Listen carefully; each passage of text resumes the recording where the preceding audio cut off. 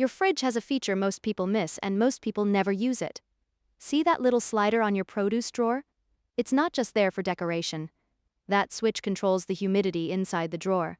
For leafy greens like lettuce and spinach, use high humidity to help keep moisture in. For fruits like apples and pears, use low humidity to let more air escape.